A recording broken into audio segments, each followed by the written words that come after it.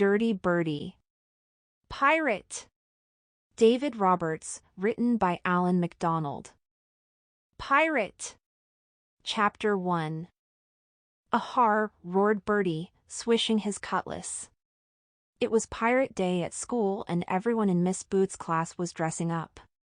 Bertie had always wanted to be a pirate. He would have his own ship. The Black Bogey. He'd live a pirate's life, plundering, looting, and never washing behind his ears. He marched in through the school gates. The pirates of Class 3 stood around, armed with plastic daggers and cutlasses. Eugene had a spotty scarf knotted round his head. Darren had a gold earring and a mouthful of black teeth. Captain Bertie greeted them. "Ahar, mates!"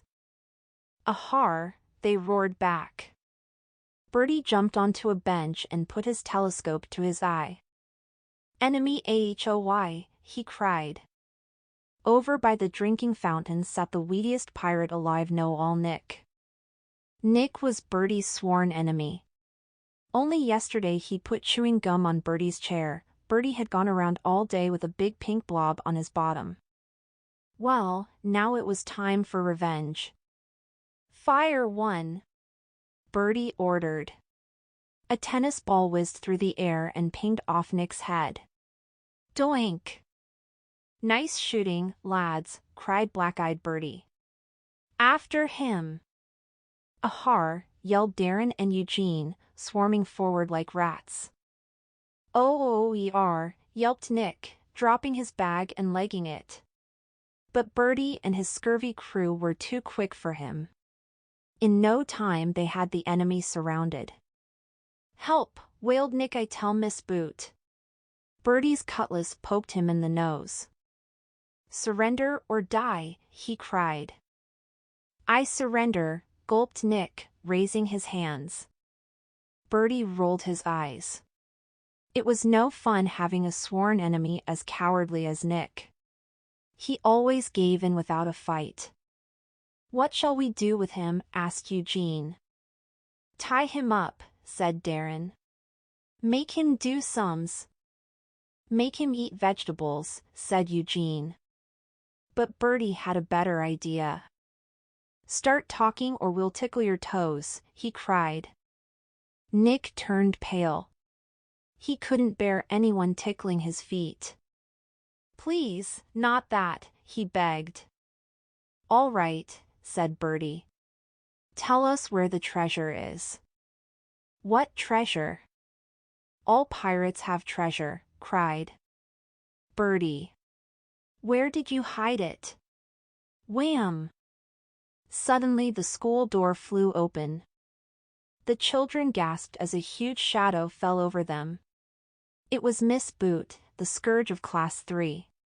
She wore a feathered hat, enormous boots, and a black patch over one eye. "Yikes!" yelped Bertie. "Bertie!" "What are you doing?" thundered Miss Boot. "Nothing," said Bertie. "Help! Miss! They're being mean to me," wailed Nick. Miss Boot bore down on them like a galleon in full sail. "Is this true, Bertie?" she boomed. "It was only a game, miss," squeaked Bertie. "We're playing pirates." "Enough," bawled Miss Boot. "Line up, all of you." "Not you, Bertie, come here." She held out her hand. "Ely, have that sword if you don't mind." "But, miss, it's my cutlass," said Bertie. "No weapons in class," snapped Miss Boot.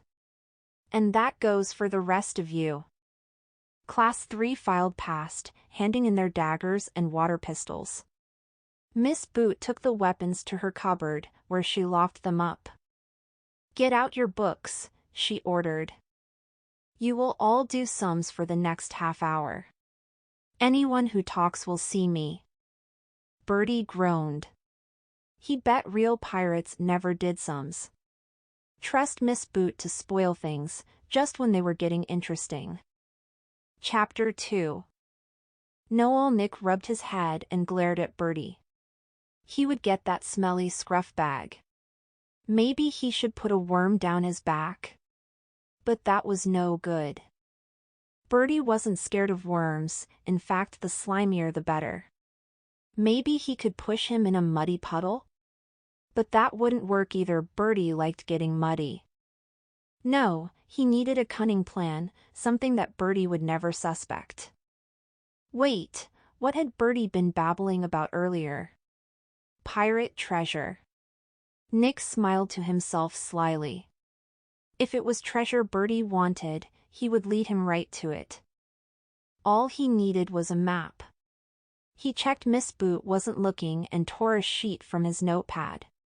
Now, where to make Bertie think the loot was buried? Somewhere forbidden like the girls' toilets, or better still. Nick's eyes lit up. He knew the perfect place. Just wait, Bertie was going to be in so much trouble. At lunch break, Bertie and his pirate crew prowled the playground. "Hello, Bertie," trilled a voice. Bertie swung round. Curses, it was Angela Nicely. Angela lived next door and had been in love with him forever. "Are you playing pirates?" she asked. "Can I play?" "No," said Bertie. "Play with your own friends." "They're playing mummies and daddies," grumbled Angela. "I want to be a pirate."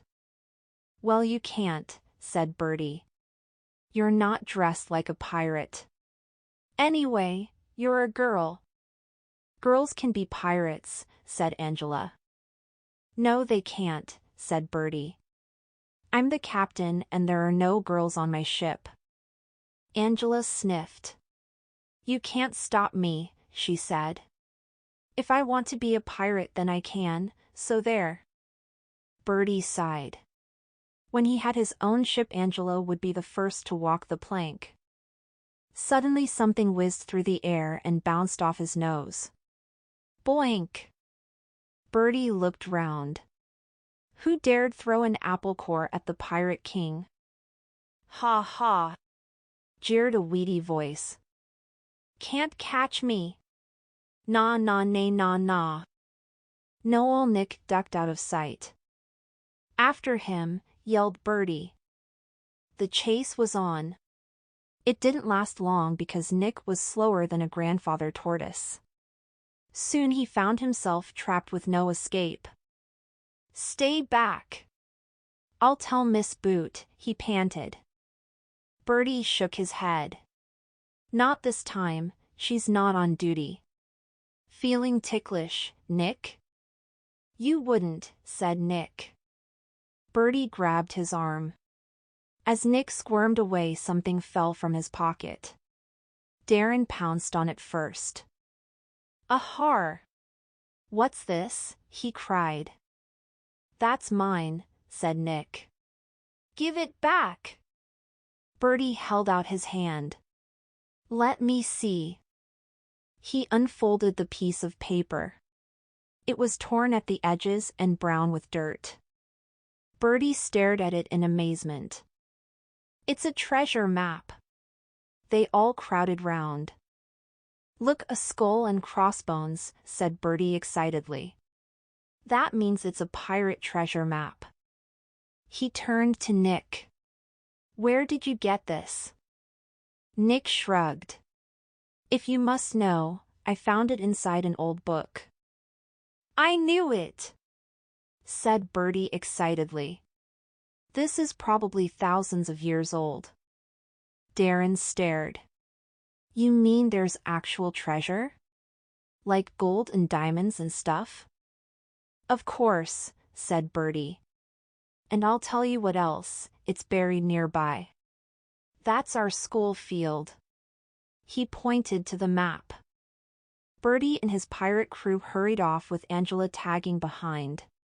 Noel Nick watched them go and smiled to himself.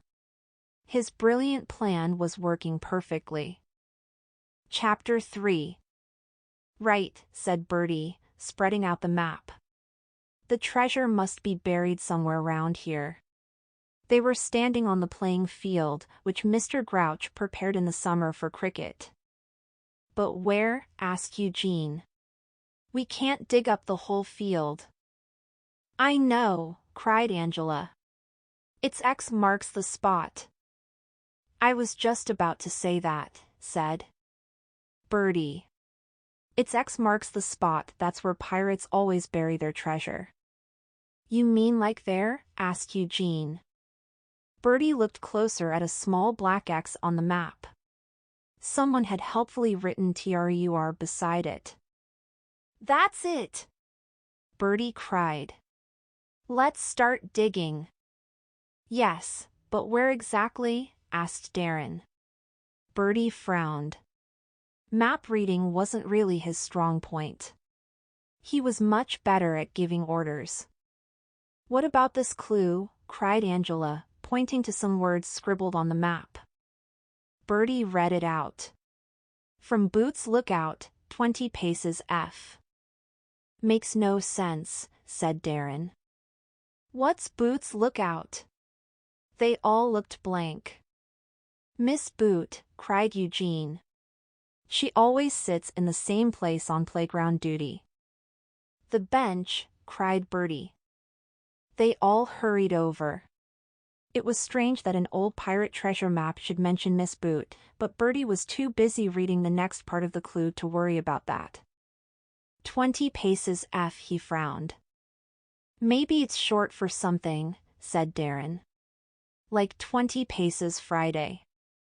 Or 20 paces, frog face, cried Angela.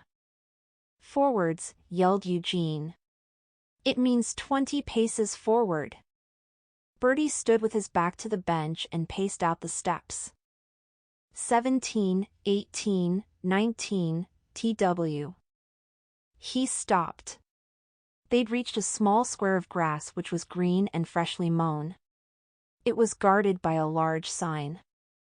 This is it, said Bertie. We dig here. The cricket pitch, said Darren. You're joking. Mr. Grouch will murder us. Mr. Grouch was very proud of his cricket pitch, which he mowed and watered every week. Anyone caught walking on the grass risked dying a horrible death. Well, that's it then, sighed Darren. We're not giving up now, said Bertie. It's buried treasure. Yes, but what if we get caught, said Eugene. We won't, replied Bertie. We'll fill in the hole so Mr. Grouch will never know. Aren't you forgetting one thing? said Darren. We haven't got a spade. Angela jumped up and down excitedly. I know. I know. Follow me. They followed her back to the playground and the caretaker's shed. The door was open, but there was one problem: Mr. Grouch. He was round the other side, dozing in his deck chair. Angela tiptoed fearlessly inside. A moment later, she handed 3 spades through the window. What about Grouch? asked Eugene, as they hurried away. What if he wakes up and notices his tools are gone? Stop worrying, said Bertie. Someone can keep lookout from the bench. They took a vote and elected Angela, who only agreed if she was allowed to hold the treasure map.